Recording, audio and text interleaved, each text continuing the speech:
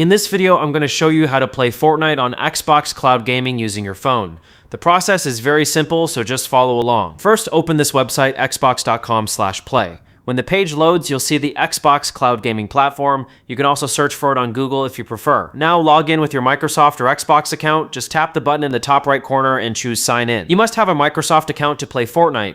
After logging in, tap the search icon and type Fortnite. It should appear as the first result. Fortnite is one of the few games that doesn't require an active Game Pass subscription. Most other games do, but Fortnite works as long as you're logged in. Once you're ready, tap play. You might see a message recommending that you use a controller. It's better to have one, but in Fortnite you can still play without a controller, so you can ignore the warning and tap play again. Now you may enter a queue. Depending on how busy the servers are, you might have to wait. At certain times of day, the line can be long, so keep that in mind. In my case, I got lucky and entered right away. Fortnite is already loading on my phone. I'm recording the screen in this layout, but of course you can switch to full screen when playing. As you can see, everything is working. I'll accept the terms, and now I can play Fortnite on my phone, even without a Game Pass subscription.